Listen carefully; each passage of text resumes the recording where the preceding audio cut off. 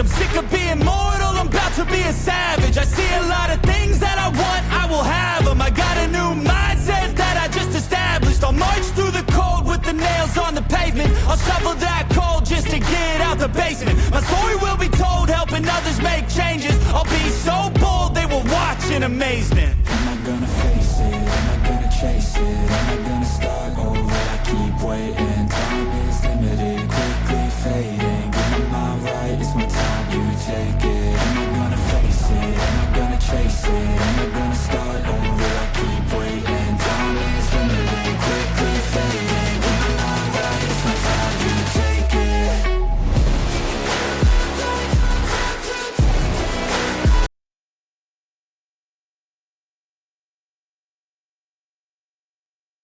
So, hello everyone. Hello Matt, how Hello are you? again. I'm grand. How are you? I'm good too. Thanks for asking. So, so what are we going to discuss today? Just a brief. Last time we discussed about the shadow work and the homecoming, and we discussed about the CBT and the a bit context why only the therapy is not the thing that will help you overall. We need to do our own self work as well. So we'll be continuing that today. And yep. Yep, absolutely. Thank you. We also discussed how I um, merged or integrated ITIL, Lean Six Sigma, and other agile principles and other elements I've learned in my IT career with different psychological concepts, pattern interrupt, neurological rewiring, journaling, cognitive behavioral therapy, and shadow work from Jungian analytics. And we finished at what is cognitive behavior therapy. Just to recap, CBT is the tool for conscious change. As I mentioned, I think in a previous episode, it's sort of dog training. That's how I like to call it. Um, the core idea is that our thoughts, feelings, and behaviors are intertwined. So the process of applying CBT is first step is identify the distorted or negative thought patterns. If you do a little bit of psychoanalysis and apply the 5 I's from quality management, then it can reveal a lot of truth about your upbringing and the root cause of where those thoughts are coming from. And challenge these by asking evidence, having a conversation with your shadow. Again, that's a combination of two different styles of psychological approach, and then replace them with a more balanced and realistic one, which is basically embedding a new healthy behavior in place of the undesired one. The key benefits are basically it gives us a very methodical framework and process we can just follow step by step, which I think IT-minded people like you and I quite like. Yes. So this creates a synthesis, merging two powerful tools, ITIL TQM and lean practices on top. The synergy is illumination or bringing light to those aspects of our psyche and minds that live in the dark or in our subconscious, and an Mm-hmm. intervention. Jung's shadow mapping provides, and I'll dedicate a series of what I've learned from Carl Jung's shadow mapping practices. It provides a deep psychological understanding of where the unhealthy patterns originate from, and it brings. It's not a no psychoanalysis is fast, so it's a lengthy process, but daily practice of shadow work will bring certain elements of your unconscious to the light, to your conscious, so you can start dealing with it. Cognitive behavioral therapy, it just provides this practical ABC pattern interrupt of the thoughts and behaviors that are directly linked or neurowired, if you like, uh, from the unconscious or your shadow. And if you combine the two, we won't just feel better, but we basically change the underlying foundation of how our brain works. Because if you analyze it or see the whole thing from a neurological standpoint, attachment styles, uh, trauma responses, they are basically patterns or wiring of certain parts of our brain as a reaction to a trigger. Um, how? By journaling, observing, and applying the 5 whys, the root cause analysis, and sort of like Well, project managing our journey of self-development and healing. Um, I would encourage everyone, even if you're healthy, to journal as often as you can. When you look back, especially years later, um, you might have eureka moments. I had a lot. And also, you might start smiling. Um, and you can use it to all kinds of things, like creating a YouTube channel, you know? Um, and you can keep free flowing journals separate from the shadow and trigger mapping. Um, I had a very intense, I had a lot of milestones, and now when I look back in my life, especially my romantic relationships and upbringing, I almost see like a pattern and a clear path, as if the collective unconscious, God, or the universe was trying to prepare me for something. Because now when I look back, I got these traumas and issues and um, safety adaptations of my inner child from childhood that created some sort of a false identity. But of course, it comes with its own perks and benefits. It toughened me up a little bit. It made me never give up and quite stubborn. Um, and it made me perform on a very high level. Then, as I went through issues at work, and um, there's not a single meaningful relationship, romantic relationship in my life, that when I look back now, I can't see clearly, okay, I had to learn this from this relationship. The next one I had to learn that I need to create boundaries. Um, when I got separated from my ex-wife and my mom called, I managed to put the rage down because she apologized to me. Did not take responsibility for half of what she did, and she did it in a very typical narcissistic way. But it was just good enough for me that I was able to accept her apology, and because the first time at least she acknowledged that at least physically she abused me quite often, as long as she could, um, it felt like as if I put off a lot of weight off my shoulders, and then this reactive dog kind of feeling was gone. I wouldn't say overnight, but with the time. vast the vast majority of it, and it enabled me to then start thinking, okay, maybe there's more to it. Maybe so when the next crisis came, I actually reached out uh, for a therapist. All right, and how naive I was, I I can't tell you. Um, right, getting back to the presentation itself, it's a step-by-step process or a practical guide for neurological rewiring. The first step is always identify the unhealthy pattern.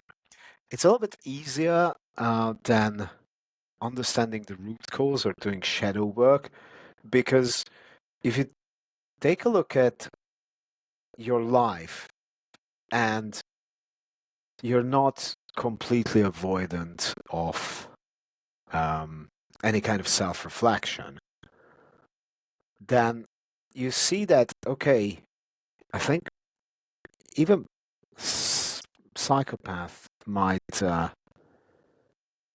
be able to learn, because that's how we learn in general.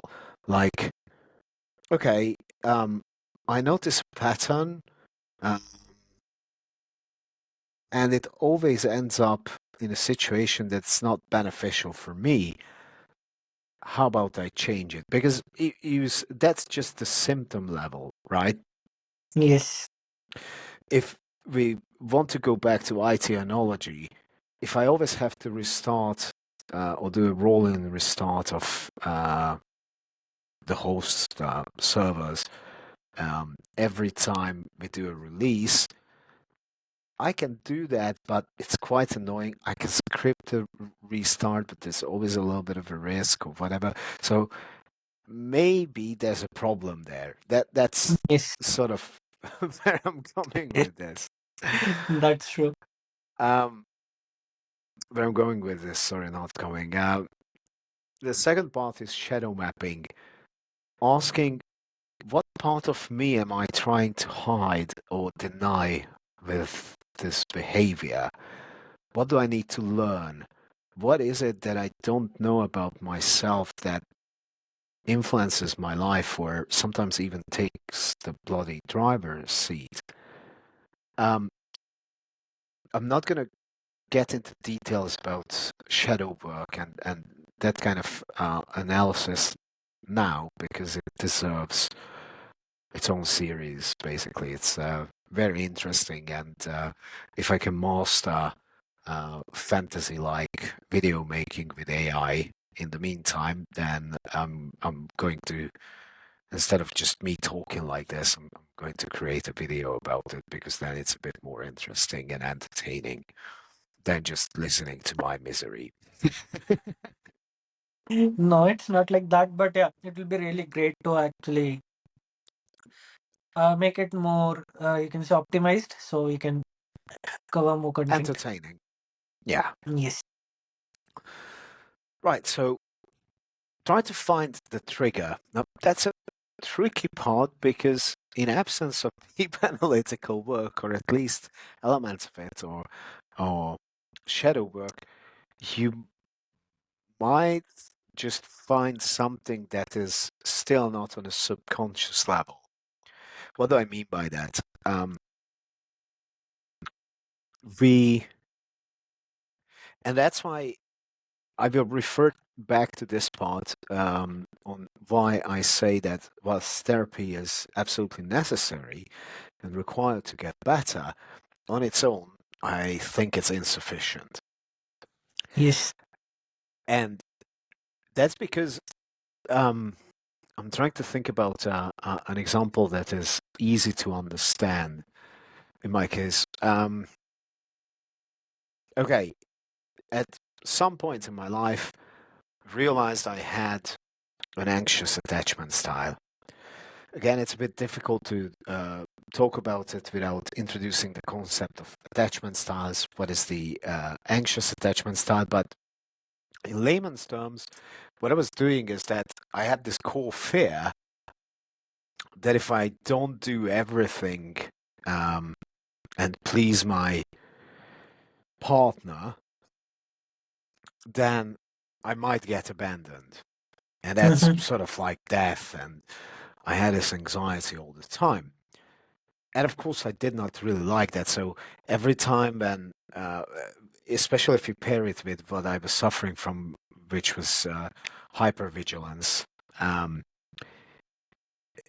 hypervigilant people, we not only read the room, the temperature, the emotional temperature, I mean, um, and try to filter for threat all the time, physically, but also from an emotional standpoint. So I still do it subconsciously. It's just that I do it without the anxiety, so it's a much more pleasant experience. But I can't turn it off, and I don't think anyone with that kind of attachment style, or if you want to use the term, who falls under um, the classification of an empath, can ever turn it off. But we constantly try to get validation externally, right? Especially from Yes, a partner. yes, Now, the trigger for me wasn't showing emotion is weak. That would be a bit more avoidant trigger. The trigger could have been my partner is unhappy, even if she doesn't express it verbally. When I send a text, she doesn't really respond. If I show affection, she doesn't reciprocate it, or sometimes it takes hours. Even tiny little things that I send a smiley or a kiss or whatever, and it's not reciprocated. You can say these are silly things, but when you have an anxious attachment style, that will cause you anxiety. yes. That's true. I guess Even everyone have felt this. um no, I don't. I would disagree with that because um if you are avoidant, two Who avoidants cares? basically can date, and they would go with the dopamine rush, and if the other is gone, well, so if they really start to get closer and closer and closer and overcome this fear over and over again, then eventually they can develop a little bit of anxiety. But I think by that point, they are probably way better equipped at dealing with their own anxiety instead of just shutting down, because for them to go from severely avoidant to a bit more secure, that's again not, it's not like an on-off switch. And in order to get there, and that's a, I think is a general truth. I don't want to misquote Jung, but I hope I remember it correctly. I think he once said, "There's no coming to consciousness without pain." And so healing your psyche and your emotional crap is always painful. It's not pleasant. but That's but the same applies, with any kind of sports or martial arts or anything in life. Yeah, it's not a pleasant feeling to work out and keep pushing your boundaries because it's quite uncomfortable. But try staying weak and unhealthy, and that's way more uncomfortable. yes. We need S- to be a bit in control of your ourselves, right? If right. we can. It's also, it's a little bit of a risk reward and investment management kind of thing. So anyway, finding the trigger, and then let's say you identified at least the surface level. Every little helps. Tesco, right? um, Yes. you find it, and then you apply a CBT approach. First is let's challenge the thought. Let's assume it's about showing emotion is weak. It's very uh, I think we get this, not just avoidance, but we men tend to get this anyway because there was like a tradition and a lot of societal or pressure from society. I can't pronounce it properly now. Um, then the CBT intervention would be, let's challenge the thought. Is showing emotion truly weak? Who or what defines that? I personally even argue that showing vulnerability and emotions is brave. You're not weak That's because I, when I do it, I feel like, yeah, you might be able to call me out on this. You might be able to use it against me. It might hurt, but I'm taking this risk anyway because I'd much rather live authentically and only have relationships where I can afford to be weak. Because if my partner can't handle it, then what the hell are we doing together? correct. Maybe part of the reason why I'm still single and probably continue being single, but for me, it's a semi conscious decision. Yep. Actually, we have been like taught like that. Yeah, men doesn't cry. They don't actually show like that much emotions and all. So it is kind of like taught from like teenage only in a way by our peers or like some other people as well, right? The problem with it is that, so let's say you don't suffer from major issues, you don't have an insecure attachment style, you're relatively okay. Even then, um, you still feel those emotions, but you deny yourself the ability to actually live it out. So, what do? We suppress it, bury it deep down. But it doesn't mean that it's just gone. And whatever you suppress, and you will have to pay interest the time you suppress it. So, um, it's gonna get worse. Um, Mhm. yeah, uh, the reframing is vulnerability is actually a source of strength and connection. So um,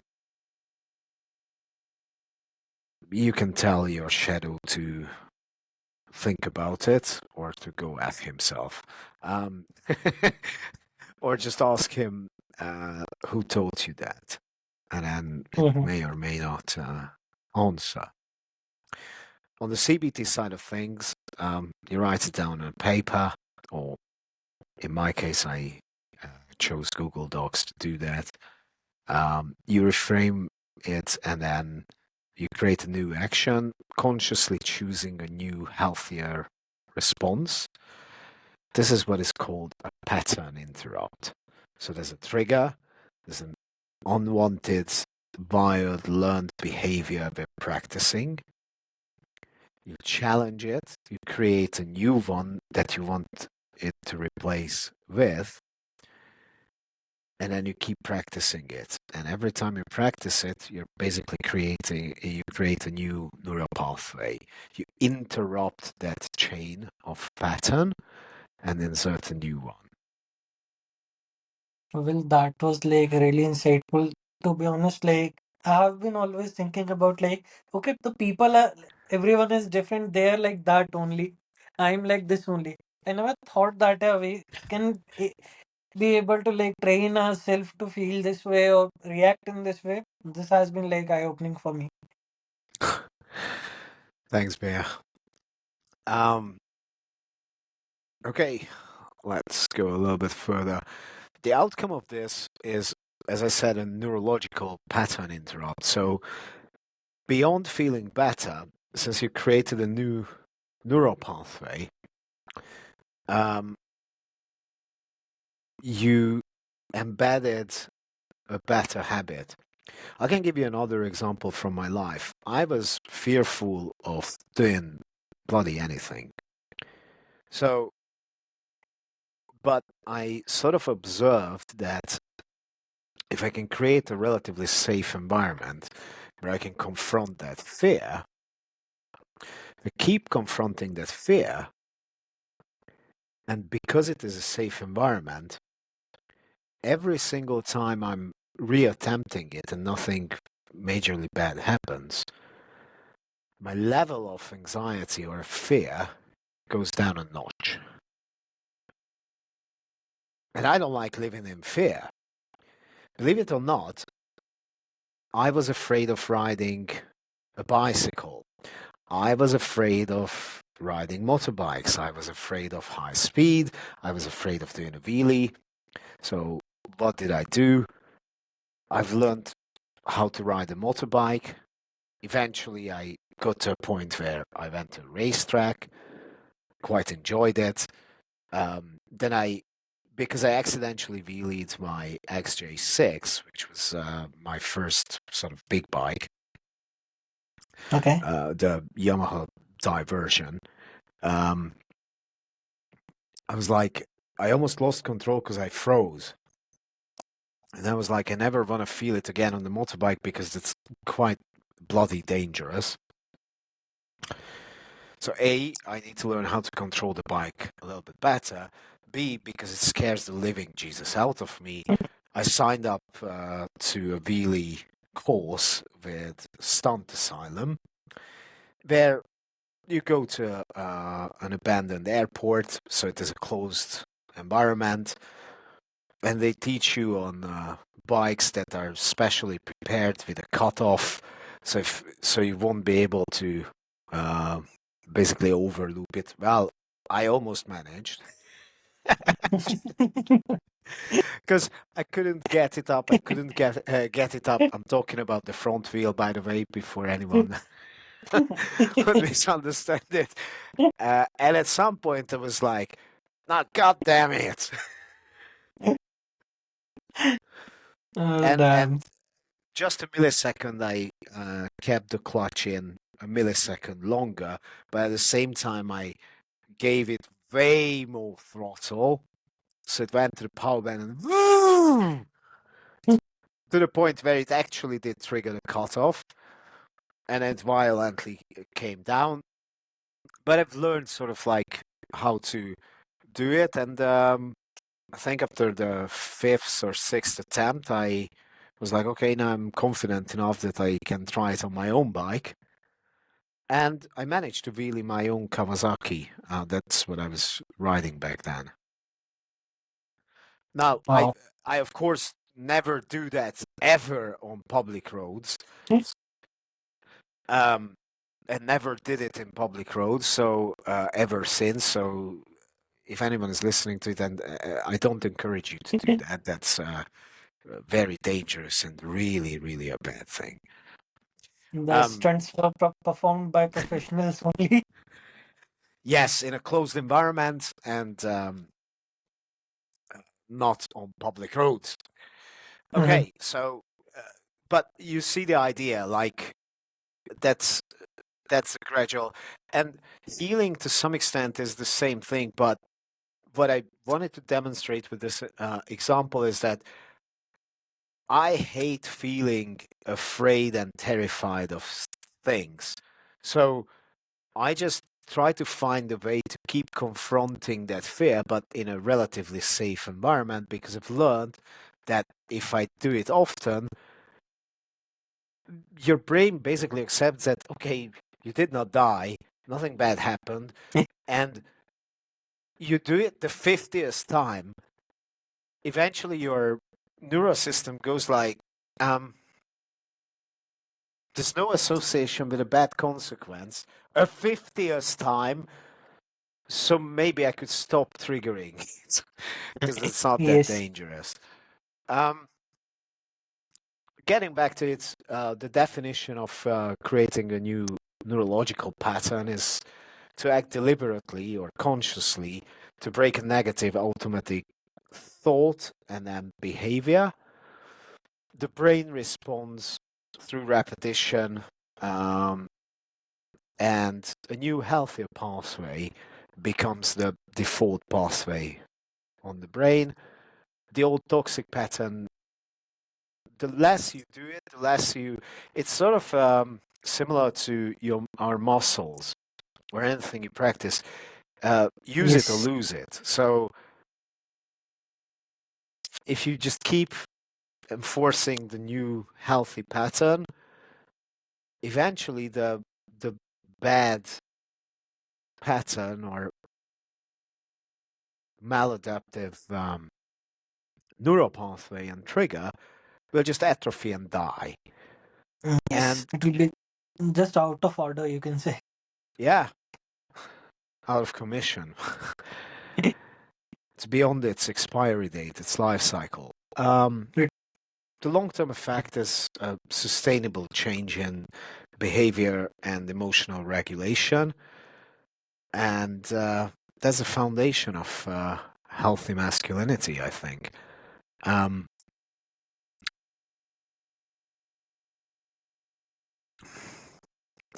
although it's not that easy as that, but We get the for idea. simplicity's sake, let's just leave it at that.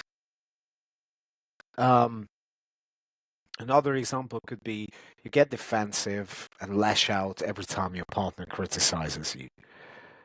Um, the shadow or hidden part of your unconscious is, or the shadow aspect of this is that you're hiding a deep fear of not being good enough. You might know someone who felt like that for quite some time. I'm not saying I did. Actually, I am. That was me. The CBT intervention to this is challenging it. Is this criticism a blanket statement about my worth or a specific comment on a behavior? What evidence supports the thought that I am a failure and not like I made a mistake? So let's reframe it. And I used it when I had a quite deep confrontation of my shadow. I use this technique, which is you keep answering, but you answer with a little bit of logic and compassion towards yourself. And you say, I'm a person who's capable of growth, but growth can only happen if you receive feedback. Correct. Otherwise, and every criticism or negative feedback is an opportunity to improve. So, Correct. Yep. and then add a conclusion, although I could not, it looks as if it was coming naturally like that. No. I could not add the second part first, which is my worth is not tied to a single mistake. At first, I couldn't say that. I just said I'm improving. Then at the second, third, fourth iteration of my shadow confrontation, eventually I said, I know my worth. Mm-hmm. And it doesn't come from an external source. I know exactly who I am. And I'm proud of him. And I love him. But I haven't been able to say that to myself with honesty and integrity for a good 42 years. And then the new action is instead of lashing out, you take a breath, listen to the feedback, and calmly ask clarifying questions as if you were in a meeting and dealing with someone.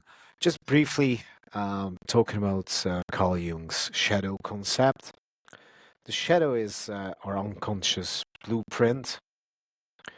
That's where everything we repressed, undesired, or attributes and traits are, our weaknesses, instincts.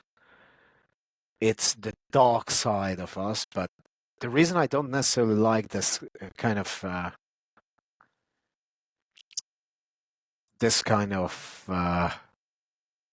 phrasing it is because sometimes our shadow contains things that are quite good or healthy. In my case, it wasn't enough to just throw boundaries. When I realized that I was conditioned in a certain way, then I had some conversations with my own shadow, and eventually I told him, you know what, you have a point. And I actually do need to be a bit more selfish in a healthy way. I do need to say no. It's not selfish if I claim time for myself. It's not selfish if I don't say yes and try to please everyone, everywhere, all the time. But it came from my shadow. And then I turned the CBT part upside down. And instead of trying to deny parts of what was living in my shadow, I made a conscious attempt to actually integrate that part of my shadow. Mm-hmm. And at least I'm way happier since then. Okay, I have way less fake friends and communities, but I think I'm better off that way, and I'm not responsible for everyone else's well-being or shadow projection. Um, what matters for self-development, and therefore for everyone, is that A, we can't change or integrate what we don't know about, right?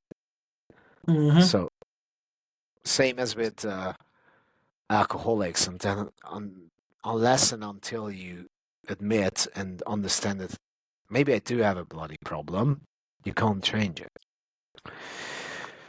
Unless we confront our shadow, unfortunately, it will find very insidious and sly ways to express itself and influence our lives, usually not in a way that is beneficial for us. Again, there's a some sort of quote from Jung, but I'm going to look it up because I can't recall it properly by heart. But it says something along those lines that unless and until your unconscious becomes conscious, you keep repeating the same mistake over and over again. You keep attracting the same kind of toxic. Maybe not your partner is toxic, but the relationship is. Toxic relationships over and over and over again because unconsciously you are seeking out for the same thing because your shadow tries to teach you something. Uh-huh. Now And maybe I that can. and but I only realized that after I broke some of these patterns, and then went back to my journal, then started listening to certain podcasts, then I read a lot of books, and all of a sudden, so that's how I think that's how healthy therapy should work. That you go to therapy, and yeah, it gives you some sort of a relief or helps you undig certain things. But the vast majority of the work has to happen outside of therapy. And then Mm-hmm. each successful integration makes you a little bit more whole, more authentic, more aligned with your true spirit, your true nature. Um, Therefore, we can use our shadow integration as a teacher and become happier, healthier, and more More. authentic. Why it matters for masculinity? Because our shadows often hold traits that are deemed unmasculine by societal standards, like vulnerability, feel, expressing our emotions. But if we keep ignoring them, then we will project our shadow somewhere else because we can't accept it in ourselves. And then we start hating, blaming, bullying people who we project our shadows to, and that's a manifestation of evil. And if we do that on a on a societal level, that's when tragedies happen, because that's when that's how racism is created, anti-Semitism, and all kind. That's basically collective shadow projection. At least if you ask me. Yes. Shadow visualizations. Oops. Sukuna looks so good. I love it. Yes. It's funny. Riverside is asking me, how was your studio session? But I thought we were still live. And You it filled actually my background. got dropped for a second. Okay. And that's again something I created with magic of AI, based on photo I took of myself, and then I gave the generative AI using a big popular large language model prompt, actually a series of prompts, some context, and I quite like the outcome. But that's my expression of the shadow integration. That's so amazing. Thank So you. Matt, I guess we should stop it here. We are like, All right. Okay. Let's stop here. yep. Okay. So thank you, everyone. Thanks, everyone. If you have any questions, please do reach out. Please do use the comment fields. I'm more than happy to answer. And it not only helps grow the channel, but it gives us some sort of a feedback that you give a damn about what we're trying to do here. Thank you. Thank Have a you, good night, everyone. everyone. Thanks, Matt. See you. Thanks, Shubham. Bye. Bye. Pain I felt is